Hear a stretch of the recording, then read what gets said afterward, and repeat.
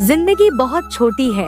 दुनिया में किसी भी चीज का घमंड स्थायी नहीं है, पर जीवन केवल वही जी रहा है जो दूसरों के लिए जी रहा है।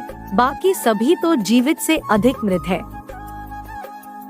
जिस शिक्षा से हम अपना जीवन निर्माण कर सके, मनुष्य बन सके, चरित्र गठन कर सके और विचारों का सामंजस्य कर सके, वही वास्तव में शिक्षा कहलाने योग्य है। भय और अधूरी इच्छाएं ही हमारे समस्त दुखों का मूल है।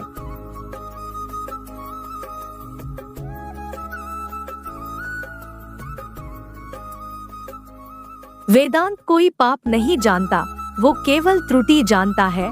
और वेदांत कहता है कि सबसे बड़ी त्रुटि यह कहना है कि तुम कमजोर हो, तुम पापी हो, एक तुच्छ प्राणी हो और तुम्हारे पास कोई शक्ति नहीं है और तुम ये नहीं कर सकते। इस दुनिया में सबसे बड़ा धर्म है अपने स्वभाव के प्रति सच्चे होना। स्वयं पर विश्वास करो। जो तुम सोचोगे वो हो जाओगे। यदि तुम खुद को कमजोर सोचते हो, तुम कमजोर हो जाओगे। अगर खुद को ताकतवर सोचते हो, तुम ताकतवर हो जाओगे। पढ़ने के लिए जरूरी है एकाग्रता।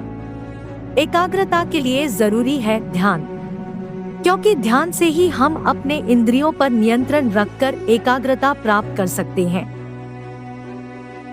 बहुत सी कमियों के बावजूद अगर मैं स्वयं से प्रेम कर सकता हूँ, तो दूसरों में थोड़ी बहुत कमियों की वजह से उनसे घृणा कैसे कर सकता हूँ।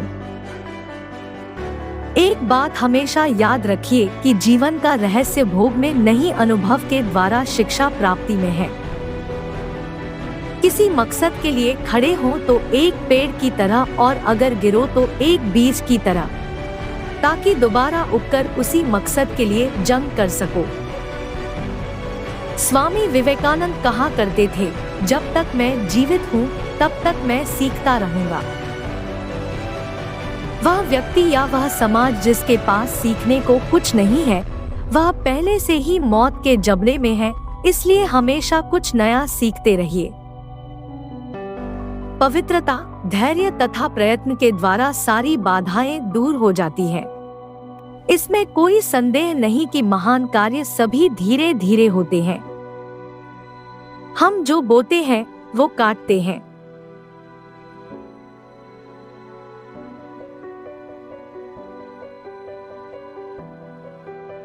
हम स्वयं अपने भाग्य के विधाता हैं। हवा बह रही है और जहाज जिनके पाल खुले हैं इससे टकराते हैं और अपनी दिशा में आगे बढ़ते हैं, पर जिनके पाल बंधे हैं हवा को नहीं पकड़ पाते। क्या यह हवा की गलती है? नहीं, हम खुद अपना भाग्य बनाते हैं।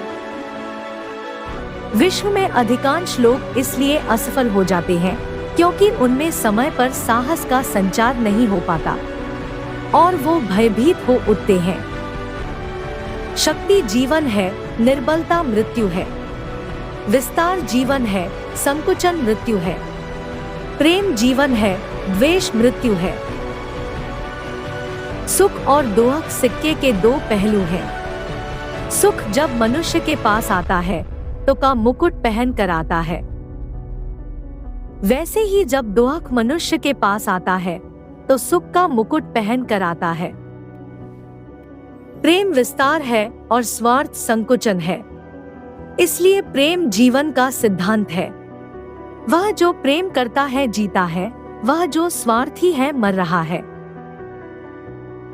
सभी जीवों से प्रेम करो, क्योंकि जीने का यही एकमात्र सिद्धांत है, वैसे ही जैसे कि तुम जीने के लिए सांस लेते हो।